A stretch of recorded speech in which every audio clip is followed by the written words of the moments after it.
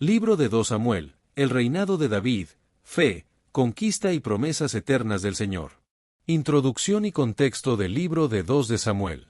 El libro de 2 de Samuel narra el reinado del rey David, uno de los periodos más trascendentales de la historia de Israel, y constituye una de las joyas literarias e históricas del Antiguo Testamento, que combina elementos históricos, teológicos y literarios que han influido profundamente en la tradición judeo-cristiana.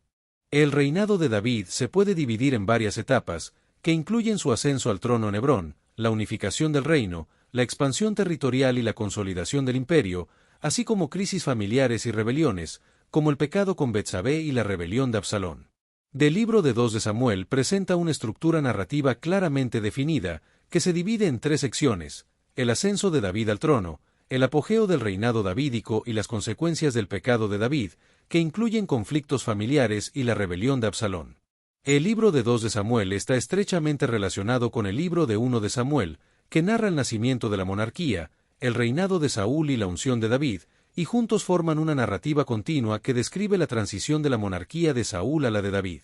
El reinado de David, que duró aproximadamente 40 años, representa la edad de oro del antiguo Israel, durante la cual el reino pasó de ser una confederación tribal a convertirse en una potencia regional con influencia sobre los territorios vecinos, y estableció las bases para el posterior reinado de Salomón y la construcción del templo.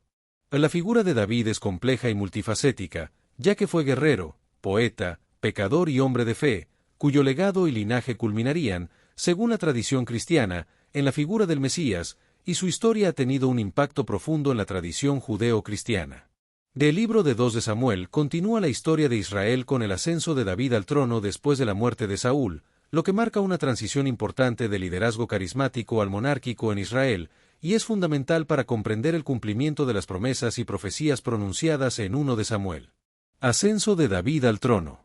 La muerte de Saúl y 3 de sus hijos en el monte Gilboa crea un vacío de poder, lo que permite a David reclamar el trono, pero también genera una división tribal, ya que las tribus del norte permanecen leales a la casa de Saúl, mientras que Judá en el sur reconoce a David como rey. En la derrota de Israel ante los filisteos permite a estos últimos ocupar territorios estratégicos, lo que constituye una grave amenaza para la supervivencia nacional, y la batalla del monte Gilboa representa un punto de inflexión en la historia de Israel, debilitando la posición de Israel frente a sus enemigos y desencadenando una crisis de legitimidad. David recibe la noticia de la muerte de Saúl a través de un mensajero amalecita que afirma haber matado al rey moribundo, pero su relato contradice la narración de 1 Samuel 31, lo que sugiere que el amalecita podría haber mentido para ganar el favor de David. En la reacción de David ante la noticia de la muerte de Saúl y Jonatán revela la complejidad de su carácter, ya que muestra un genuino dolor y respeto por el ungido de Dios y por su amigo, y su lamento, conocido como el Canto del Arco, es una de las piezas poéticas más hermosas del Antiguo Testamento. En la muerte de Saúl y sus hijos, incluyendo a Jonatán, amigo íntimo de David, marca el final de la primera dinastía real israelita y tiene profundas repercusiones políticas, lo que lleva a una guerra civil entre los partidarios de la casa de Saúl y los leales a David. David honra la memoria de Saúl y Jonatán, expresando su profundo amor por Jonatán y lamentando la caída de los valientes, y ordena la ejecución de la amalecita que mató al ungido de Yahvé. David y sus hombres realizan un duelo público, rasgando sus vestiduras y ayunando hasta el anochecer en señal de luto nacional, y David compone el Canto del Arco, una elegía que sería enseñada a los judíos. Después del duelo, David consulta a Yahvé sobre su próximo paso y se traslada a Hebrón, donde es ungido como rey de Judá a la edad de 30 años, lo que simboliza la madurez según la tradición hebrea. La unción de David como rey es limitada a la tribu de Judá, y las demás tribus del norte no reconocen su autoridad, lo que lleva a un periodo de división del reino que durará 7 años. Mientras tanto, Abner, el general y pariente de Saúl, toma la iniciativa política y proclama a Is-Boset, el hijo de Saúl, como rey de Israel en Mahanaim, logrando el control de 11 tribus excepto Judá. Is-Boset, que tiene 40 años cuando comienza a reinar, parece ser un gobernante débil y dependiente de Abner para mantener su autoridad, y su reinado dura apenas 2 años, lo que sugiere que parte del tiempo las tribus del norte pudieron estar sin un liderazgo definido. David establece su reinado en Hebrón durante 7 años, con el apoyo solo de la tribu de Judá, antes de que se produzca la unificación del reino bajo su liderazgo. La coronación de David como rey de Judá establece la división formal del reino y sienta las bases para el conflicto civil entre las casas de David y Saúl, que se prolonga por varios años y debilita internamente al pueblo de Israel. Consolidación del reino de David. Las fuerzas de David, lideradas por Joab y compuestas principalmente por la tribu de Judá, se enfrentan a las fuerzas de Is-Boset, comandadas por Abner y formadas por guerreros de las tribus del norte, en una guerra civil que representa un momento crítico en la historia de Israel. El conflicto se caracteriza por una serie de eventos sangrientos, como el incidente en el estanque de Gabaón, donde 24 jóvenes mueren en un combate limitado que desencadena una batalla mayor, y la muerte de Asael, hermano de Joab, a manos de Abner, lo que sembraría la semilla de una venganza personal con graves consecuencias. Abner, el verdadero poder detrás del trono de Is-Boset, decide cambiar su lealtad y unirse a David después de que Is-Boset lo acusa de tomar a Rispa, concubina de Saúl, lo que se interpreta como una pretensión al trono, y comienza a negociar secretamente con David para entregarle el reino del norte. David exige la devolución de su esposa Mical, hija de Saúl, como símbolo de legitimidad dinástica, y Abner convence a los ancianos de Israel para que acepten a David como rey de todas las tribus, lo que marca un giro decisivo en la guerra civil y permite a David fortalecer su posición y eventualmente unificar el reino. En la guerra civil entre las casas de David y Saúl se caracteriza por una tendencia general en la que David va ganando terreno político y militar, mientras que la casa de Saúl se debilita cada vez más, lo que se refleja en la declaración del libro de 2 Samuel de que hubo una larga guerra entre la casa de Saúl y la casa de David, pero David se iba fortaleciendo, mientras que la casa de Saúl se debilitaba cada vez más.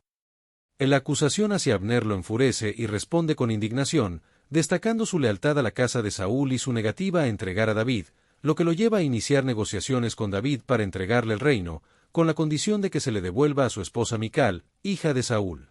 Abner visita Hebrón para formalizar su acuerdo con David y es recibido con honores y un banquete, pero Joab, ausente durante la visita, llama a Abner a la puerta de la ciudad con el pretexto de hablar en privado y lo asesina, vengando así la muerte de su hermano Asael, ocurrida durante la batalla de Gabaón. David denuncia públicamente el crimen, proclama su inocencia y organiza un funeral de estado para Abner, y la prometedora perspectiva de paz y unificación se ve súbitamente truncada por el acto de venganza personal de Joab.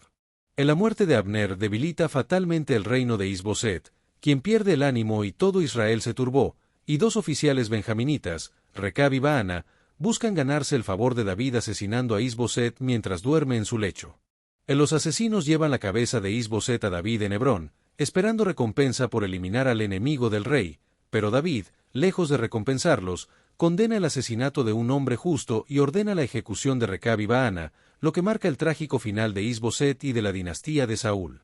La reacción de David hacia los asesinos de Is-Boset muestra su compromiso con la justicia y su rechazo a la violencia y la traición, y su liderazgo se fortalece en medio de la unificación del reino, después de la muerte de Abner y la caída de la dinastía de Saúl.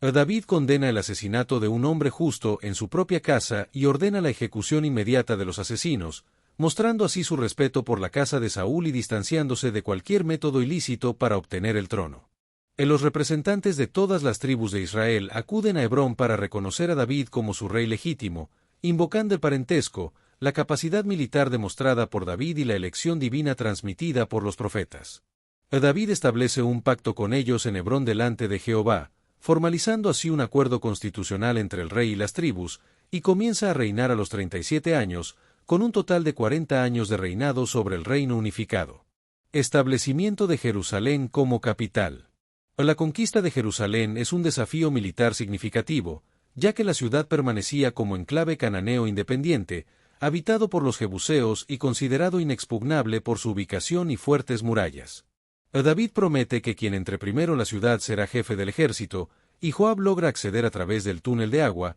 permitiendo la conquista de la fortaleza, después de lo cual David establece Jerusalén como su residencia personal y capital del reino, llamándola Ciudad de David. La elección de Jerusalén como capital constituye uno de los actos políticos más brillantes de David, ya que la ciudad se encuentra en territorio neutral entre las tribus del norte y del sur, lo que la convierte en un lugar ideal para la capital de un reino recién unificado. El establecimiento de Jerusalén como ciudad real tendrá profundas implicaciones religiosas y políticas, convirtiéndose eventualmente en el centro del culto y el símbolo de la identidad nacional israelita hasta nuestros días, y la construcción del palacio de David es un hito importante en este proceso. La alianza con Tiro, establecida por Hiram, rey de Tiro, proporciona a Israel acceso a recursos valiosos como la madera de cedro del Líbano, artesanos especializados y conocimientos arquitectónicos avanzados, lo que refleja el nuevo estatus internacional de Israel y marca la transición de un liderazgo nómada a una monarquía establecida. La construcción del palacio simboliza la consolidación política del reino unificado, establece la presencia permanente de la monarquía en Jerusalén y refleja la interpretación teológica de los éxitos políticos y militares de David como signos del favor divino, como se menciona en la declaración, y entendió David que Jehová le había confirmado como rey sobre Israel, y que había enaltecido su reino por amor de su pueblo Israel. Victorias militares y traslado del arca. David logra victorias militares decisivas sobre los filisteos en el valle de Refaim, consultando a Yahvé antes de atacar y obteniendo victorias contundentes, lo que asegura la independencia de Israel y establece su dominio sobre los antiguos opresores, y también captura los ídolos filisteos abandonados en el campo, simbolizando la superioridad de Yahvé sobre las deidades paganas. El traslado del Arca de la Alianza a Jerusalén es un proceso importante, en el que David reúne a 30.000 hombres para traer el arca desde Baala de Judá, pero se detiene temporalmente debido a la tragedia de Usa, quien muere instantáneamente al tocar el arca, y finalmente se completa con gran celebración, con David danzando con todas sus fuerzas ante Yahvé. Después de que el arca permanece 3 meses en casa de Obed-edom el geteo, cuya familia recibe abundantes bendiciones. El traslado del arca de la alianza a Jerusalén fue un evento crucial en el reinado de David, ya que representaba la culminación de su estrategia para convertir la ciudad en el centro religioso y político de Israel, y este objeto sagrado, que contenía las tablas de la ley y simbolizaba la presencia de Dios, había permanecido relativamente abandonado durante el reinado de Saúl. El primer intento de traslado del arca terminó trágicamente con la muerte de Usa, quien instintivamente extendió su mano para evitar que el arca cayera cuando los bueyes tropezaron, lo que subraya la santidad asociada al arca y la necesidad de seguir estrictamente los procedimientos rituales para su manejo, descritos en la ley de Moisés.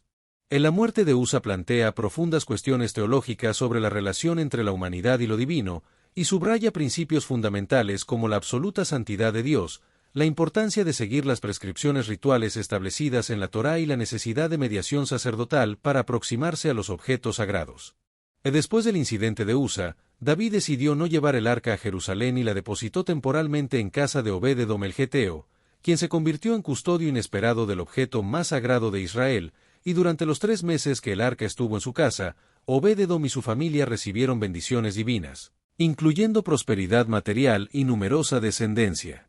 La bendición recibida por Obed-edom contrasta marcadamente con la muerte de Usa y demuestra la naturaleza dual de la presencia divina, que es peligrosa para quien se acerca indebidamente, pero fuente de bendición para quien la acoge con reverencia, y esta noticia motivó a David a completar el traslado del arca a Jerusalén, esta vez siguiendo cuidadosamente las prescripciones rituales para evitar otro desastre. El segundo intento de trasladar el arca a Jerusalén constituyó una gran celebración nacional con profundas connotaciones religiosas, y David se aseguró de que los levitas transportaran el arca según lo prescrito, lo que refleja la comprensión de que incluso el rey está sujeto a las leyes divinas y no puede manipular lo sagrado según su conveniencia política.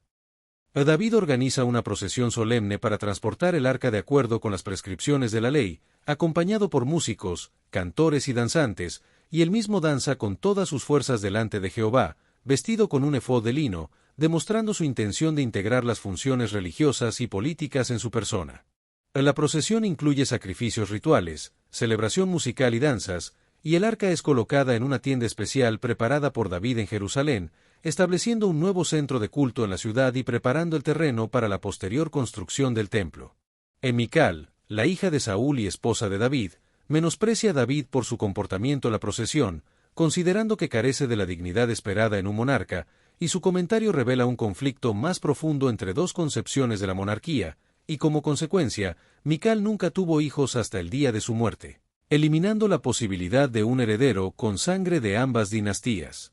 La respuesta de David a Mical es contundente, afirmando que su danza era delante de Jehová y que estaba dispuesto a humillarse aún más por honor a Dios, y este incidente muestra la tensión dinástica entre las casas de Saúl y David, y la resistencia a aceptar la nueva dinastía. El pacto davídico y la promesa dinástica. El capítulo 7 de 2 de Samuel contiene el pacto de Dios con David, también conocido como el Pacto Davídico, en el que David expresa su deseo de construir un templo permanente para Yahvé, y este pacto es significativo porque establece la promesa dinástica de que el trono de David será perpetuo, y que uno de sus hijos construirá el templo. El proyecto inicial de David de construir un templo para Dios es aprobado por Natán, pero posteriormente recibe una revelación divina que establece que no será David quien construya una casa para Dios, sino que Dios construirá una casa para David, es decir, una dinastía eterna. En la promesa de Dios a David contiene elementos extraordinarios, como el establecer el trono de la descendencia de David para siempre, ser como un padre para el hijo de David y no retirar su misericordia de él, incluso si comete faltas, lo que adquiere una dimensión mesiánica y es fundamental para comprender la esperanza de un futuro rey ideal del linaje de David. En la respuesta de David al pacto divino se caracteriza por la humildad, la gratitud, la adoración y la apropiación, y se presenta ante Dios con una oración que expresa su sentimiento de indignidad y asombro por la magnitud de las promesas futuras. David reconoce que todo lo recibido es fruto de la gracia divina y no de sus méritos personales, y pide a Dios que cumpla sus promesas y bendiga la casa de David, lo que contrasta con el orgullo de Saúl, su predecesor. Conquistas y administración del reino. Las conquistas militares de David, presentadas en el capítulo 8 de 2 de Samuel, transformaron a Israel de un pequeño reino amenazado por sus vecinos en una potencia regional dominante, y se caracterizaron por la obtención de grandes cantidades de botín de guerra que David consagró a Yahvé y que posteriormente servirían para la construcción del templo. La dedicación de los despojos de guerra al servicio religioso refleja la visión de David de que sus victorias militares eran resultado del favor divino, y la narración subraya la severidad de algunas de estas campañas, que aunque chocantes para la sensibilidad moderna, reflejan las prácticas bélicas de la época. En la figura de Jesús es presentada como el cumplimiento de la promesa de una dinastía eterna de David, lo que da una dimensión mesiánica a la narración y establece una conexión entre la historia de David y la tradición cristiana. El reinado de David se caracterizó por una serie de conquistas militares clave, incluyendo la derrota de los filisteos, moabitas, arameos, edomitas y amonitas, lo que aseguró el control de rutas comerciales y el acceso al Mar Rojo. La administración del reino de David estaba organizada de manera sofisticada, con figuras clave como Joab, comandante del ejército, Josafat, canciller o cronista, Sadoc y Abiatar, sumos sacerdotes, y Adoniram, supervisor de los tributos, lo que refleja la transformación de Israel de una confederación tribal a un estado centralizado con instituciones permanentes. En la presencia de dos sumos sacerdotes, Sadoc y Abiatar, sugiere el intento de integrar diferentes tradiciones religiosas, mientras que la inclusión de los hijos de David como sacerdotes apunta a una cierta fusión de roles religiosos y políticos. David también mostró su bondad y fidelidad a la amistad con Jonatán, hijo de Saúl, al buscar a Mefiboset, hijo de Jonatán, quien estaba lisiado de ambos pies, y devolverle todas las tierras que pertenecían a Saúl, además de concederle un lugar permanente en la mesa real. En la historia de Mefiboset revela la nobleza personal de David y su compromiso con la misericordia y la protección de aquellos que necesitan su ayuda, incluso si son descendientes de su anterior enemigo, Saúl. En la estructura administrativa de David también incluyó la presencia de una guardia personal, compuesta por mercenarios extranjeros, como los ereteos y peleteos, liderados por Benaía, lo que sería una práctica común en las monarquías posteriores. El gesto de David de restaurar las propiedades familiares y conceder un lugar permanente en su mesa a un individuo, equiparándolo a sus propios hijos, representa una muestra de gist, o amor leal, que va más allá de las convenciones políticas de la época y refuerza la imagen de David como un gobernante compasivo y fiel a sus compromisos personales. Conflicto con los amonitas y arameos. En la guerra contra los amonitas y arameos comienza con un incidente diplomático en el que el rey amonita Anún humilla a los embajadores de David, lo que obliga a David a responder militarmente, y los amonitas contratan mercenarios arameos para reforzar su posición, lo que lleva a una serie de campañas militares dirigidas por Joab y David. El capítulo 11 narra el pecado de David con Betsabé, la esposa de Urías elitita, uno de sus valientes guerreros, en el que David la seduce y luego intenta encubrir su acto. Pero finalmente ordena la muerte de Urías para poder tomar a Betsabé como esposa, lo que es desagradable ante los ojos de Jehová. El papel del profeta Natán es esencial en el antiguo Israel como intermediario entre Dios y el pueblo, especialmente sus líderes, y su función principal es mantener la alianza entre Dios y su pueblo, denunciando las desviaciones y llamando a la conversión, lo que se refleja en su denuncia del pecado de David. La estrategia de Joab durante la guerra contra los amonitas y arameos implica dividir el ejército israelita en dos frentes para enfrentar simultáneamente a ambos enemigos, lo que lleva a una serie de victorias y finalmente a la derrota decisiva de los arameos y el aislamiento de los amonitas. El pecado de David con Betsabé y sus consecuencias. El capítulo 11 narra el pecado de David con Betsabé, la esposa de Urías elitita, uno de sus valientes guerreros, en el que David la seduce y luego intenta encubrir su acto, pero finalmente ordena la muerte de Urías para poder tomar a Betsabé como esposa, lo que es desagradable ante los ojos de Jehová. El papel del profeta Natán es esencial en el antiguo Israel como intermediario entre Dios y el pueblo, especialmente sus líderes, y su función principal es mantener la alianza entre Dios y su pueblo, denunciando las desviaciones y llamando a la conversión, lo que se refleja en su denuncia del pecado de David. La estrategia de Joab durante la guerra contra los amonitas y arameos implica dividir el ejército israelita en dos frentes para enfrentar simultáneamente a ambos enemigos, lo que lleva a una serie de victorias y finalmente a la derrota decisiva de los arameos y el aislamiento de los amonitas. La acción de David con Betsabé y Urías es un ejemplo de cómo el poder y la autoridad pueden llevar a la corrupción y al pecado, y cómo la falta de rendición de cuentas y la ausencia de una autoridad moral pueden permitir que se cometan actos injustos y dañinos. El profeta Natán juega un papel fundamental en el reinado de David, actuando como consejero real, denunciante y figura clave en la sucesión real, lo que ilustra la compleja posición de los profetas en la corte israelita. Natán se enfrenta valientemente a David por su pecado con Betsabé, arriesgando potencialmente su vida, y utiliza una parábola sobre un hombre rico y un hombre pobre para confrontar a David con su pecado, lo que permite a David ver la gravedad de sus acciones desde una perspectiva objetiva.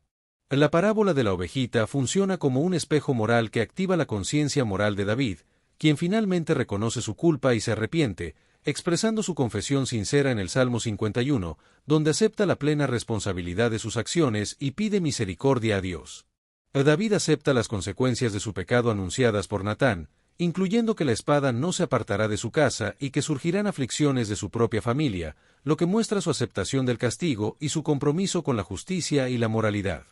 En la tradición profética de denuncia del poder, ejemplificada por Natán, será continuada por figuras como Elías, Amós e Isaías, y destaca el principio fundamental de la teología bíblica de que nadie, ni siquiera el rey ungido, está por encima de la ley moral. En la respuesta de David a la denuncia profética de Natán, revela su capacidad para reconocer sus errores y arrepentirse sinceramente, lo que lo distingue de su predecesor Saúl, quien se justificaba o culpaba a otros cuando era confrontado. David asume plenamente su responsabilidad por sus acciones y confiesa su pecado contra Jehová, lo que lleva a la composición del Salmo 51, un canto penitencial en el que reconoce la profundidad de su transgresión y su necesidad de purificación interior. Aunque David recibe el perdón divino por su arrepentimiento sincero, las consecuencias temporales de sus acciones permanecen, incluyendo la muerte del hijo concebido con Betsabé, lo que se cumple cuando el niño muere después de una enfermedad. La muerte del hijo de David y Betsabé es solo la primera consecuencia de su pecado, y las consecuencias a largo plazo incluirán la fractura de su familia, con eventos trágicos como el incesto de Amnón con su media hermana Tamar, el asesinato de Amnón por su hermano Absalón, la rebelión de Absalón contra su padre y finalmente la muerte violenta del propio Absalón. En la profecía de Natán se cumple cuando la espada no se aparta de la casa de David, y el mal se levanta contra él desde su propia casa, lo que refleja el principio bíblico de que, aunque el pecado puede ser perdonado, sus efectos en las relaciones humanas suelen perdurar. Durante la enfermedad del niño, David adopta una actitud de profunda penitencia, ayunando y pasando las noches acostado en tierra, y cuando el niño muere, acepta la voluntad divina con notable resignación, diciendo yo iré a él, pero él no volverá a mí. La reacción de David ante la muerte de su hijo es sorprendente, ya que se levanta, se lava, cambia sus ropas y va a adorar al templo, lo que muestra su aceptación de la voluntad de Dios y su disposición a seguir adelante, a pesar de la tragedia que ha sufrido. El rey David explica su comportamiento ante la muerte de su hijo con Betsabé, indicando que mientras el niño vivía, ayunaba y oraba pensando que Jehová podría tener compasión de él, pero una vez muerto, reconoce que la situación es irreversible y reflexiona sobre la muerte con la frase yo voy a él, mas él no volverá a mí. El nacimiento de Salomón, el segundo hijo de David y Betsabé, marca un giro esperanzador en la historia, ya que Jehová lo amó y lo eligió como heredero del trono y constructor del templo, y el profeta Natán transmite la bendición divina sobre el niño, señalando que a pesar de los orígenes problemáticos de la relación entre David y Betsabé, Dios ha elegido a su hijo como heredero de las promesas. Salomón, cuyo nombre deriva de la raíz hebrea paz, Salom, representa un nuevo comienzo y es elegido por Dios para construir el templo, una tarea que le había sido negada a David debido a la sangre derramada durante sus guerras. La rebelión de Absalón. Amnón, el primogénito de David, se enamora enfermizamente de su media hermana Tamar, siguiendo el consejo de su primo Jonadab, finge estar enfermo y pide que Tamar le prepare comida para traerla a sus aposentos, donde la viola y la desprecia después. La reacción de David ante la violación de Tamar por Amnón es decepcionante, ya que se enoja pero no toma ninguna acción contra su primogénito, posiblemente debido a su propia culpabilidad o favoritismo hacia Amnón, lo que cumple la profecía de Natán sobre las consecuencias del pecado de David en su propia familia. La inacción de David después de la violación de Tamar por Amnón tendrá graves consecuencias, ya que Absalón, hermano de Tamar, guarda un profundo rencor que eventualmente desembocará en venganza.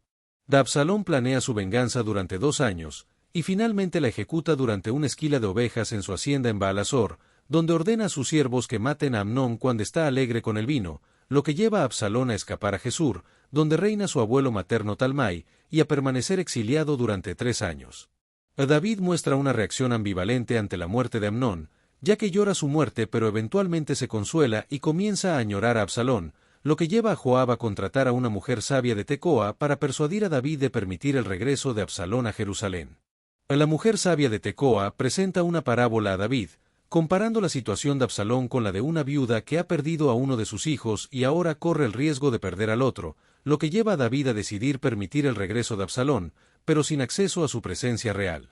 Absalón regresa a Jerusalén, pero se siente insatisfecho con la reconciliación incompleta con su padre, por lo que incendia un campo de Joab para forzar un encuentro y reconciliación con David, lo que finalmente logra, y David lo besa en señal de reconciliación. A lo largo de este proceso, se destacan las complejas relaciones familiares y las luchas de poder dentro de la familia real, así como la búsqueda de justicia y venganza por parte de Absalón, y la ambivalencia de David en su respuesta a estos eventos.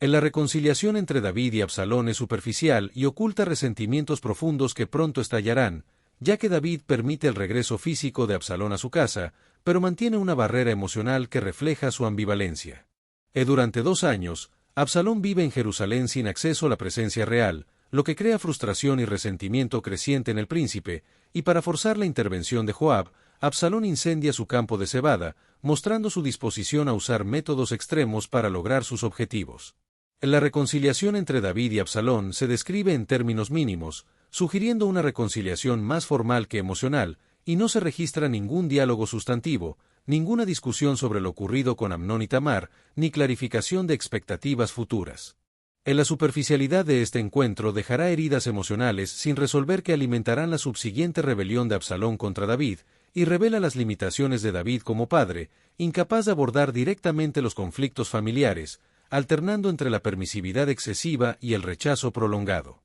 Absalón se procura carros, caballos y 50 hombres que corran delante de él, proyectando una imagen de autoridad real que compite con la de su padre, y se sitúa junto a la puerta de la ciudad interceptando a quienes vienen con pleitos al rey, ofreciéndoles una justicia más accesible y eficiente, ganando así sus corazones.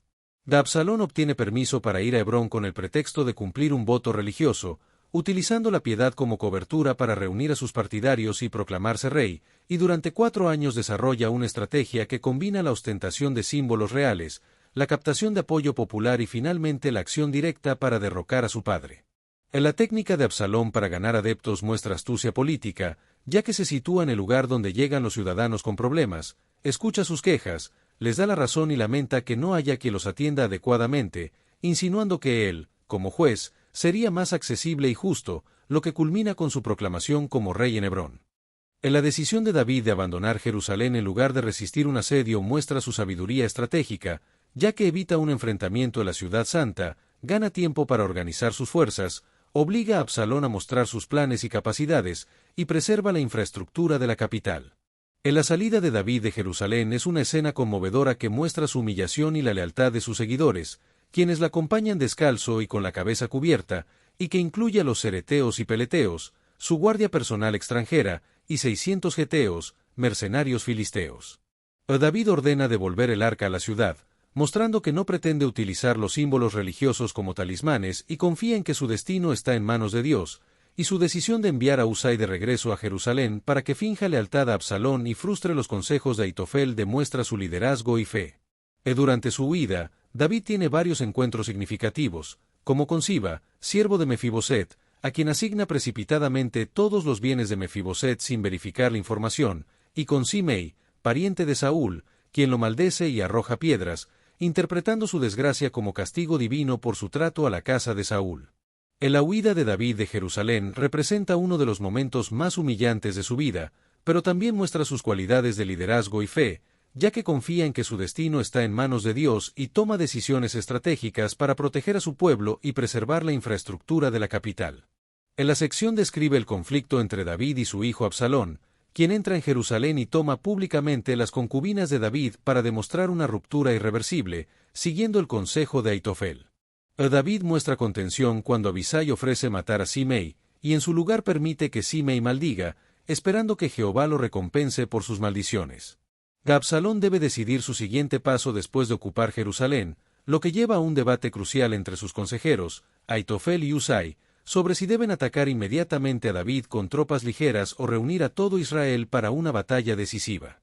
Ahitofel, conocido por su sabiduría, recomienda un ataque inmediato con 12.000 hombres para sorprender a David, mientras que Husai, agente secreto de David, sugiere reunir a todo Israel para una batalla decisiva, evocando el temor a la fiereza de David y sus veteranos. El consejo de Husai prevalece, lo que da tiempo a David para reorganizarse, y Jehová había ordenado que el acertado consejo de Ahitofel se frustrara para que Absalón sufriera el mal. La batalla final ocurre en el bosque de Efraín, donde las tropas experimentadas de David derrotan a las fuerzas más numerosas pero inexpertas de Absalón, y el bosque consume más gente que la espada, dificultando la coordinación del ejército más numeroso.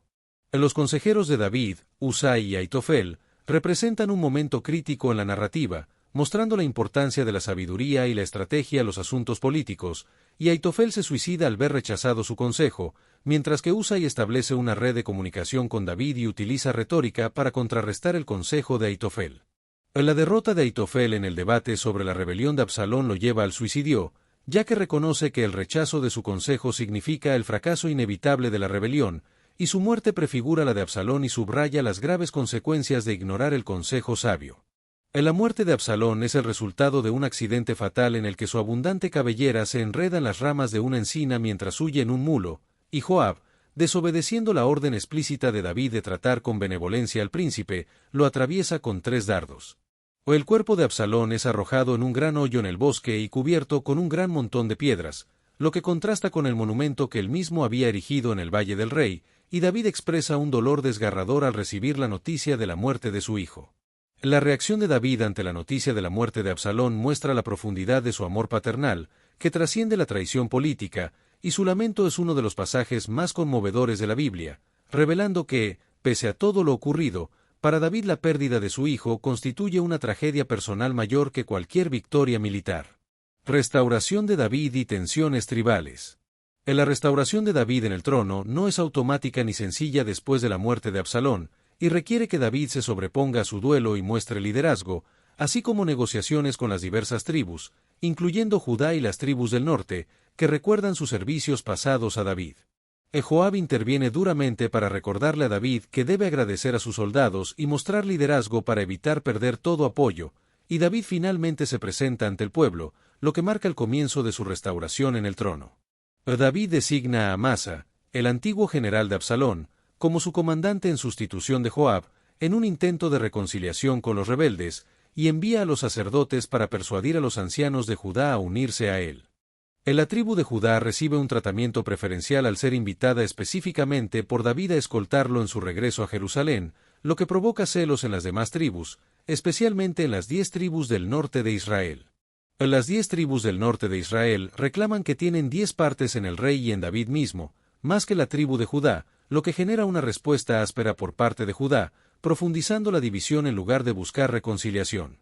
Este episodio prefigura la división definitiva del reino que ocurrirá tras la muerte de Salomón, con patrones similares de rivalidad regional, y revela tensiones subyacentes en la estructura del reino unificado. El regreso triunfal de David a Jerusalén queda empañado por un grave conflicto entre las tribus, que surge cuando David envía mensajeros específicamente a los ancianos de Judá, preguntando por qué son los últimos en hacer volver al rey a su trono, lo que desencadena una serie de eventos que exacerban las tensiones tribales. Destellos, disfruta la vida, mantente bella por dentro y por fuera y nutre una mente sana. Corazón brillante. Y si te gustó este video, suscríbete para recibir más contenido como este, o no olvides suscribirte para no perderte ningún video.